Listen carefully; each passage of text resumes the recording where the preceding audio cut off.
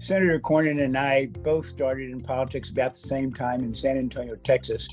Amazingly enough, 40 years ago. Time flies. Watching Senator Cornyn, though, has given us a lesson on how to be effective, how to be bipartisan.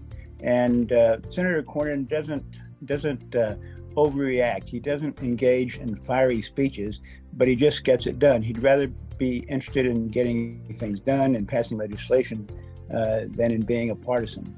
And I think that's very much to his credit. Senator Cornyn has been active on lots of legislation. He's been active on school safety, on mental health, victims' rights, criminal justice reform, disaster aid, keeping semiconductor jobs in Texas, and energy policy, of course, which is of great help to our state and our country and keeps the jobs in America. John and I have worked together on so many things. Senator Cornyn and I are close friends. We were both prosecutors. We both worked in law enforcement. We've used that to improve a lot of the law enforcement matters that have gone through the Senate. But there's one thing especially I want to praise John about. He and I, for years, whether the Democrats were in the majority or the Republicans were in the majority, we've worked together to strengthen the Freedom of Information Act. And what we said, whether we have a Republican or a Democratic administration, the American public has a right to know what their government is doing. And we have worked together to make sure that no matter who's in the White House, no matter what party is in control of the administration, we will make the Freedom of Information Act work. So the American people know where their tax dollars are going. They'll know what their government is doing. That's not a partisan issue. And with us, it's been a Cornyn-Leahy issue. And I am very, very proud of it because we're saying to everybody, no matter what politics you follow, that you have a right to know what your government's doing.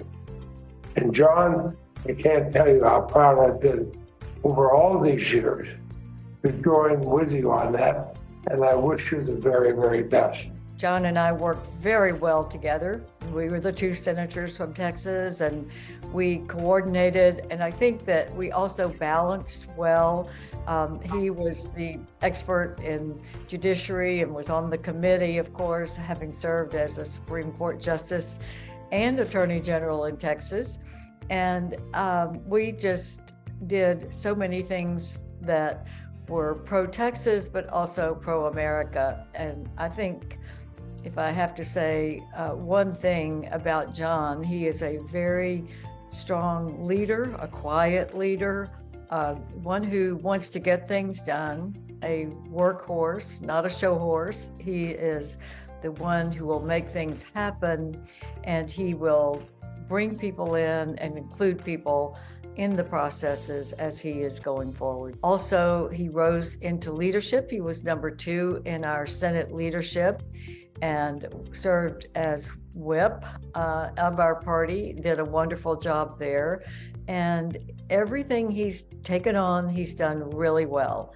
And Texas is better for having him in the Senate. I want to congratulate the former members for selecting John Cornyn as one of your honorees.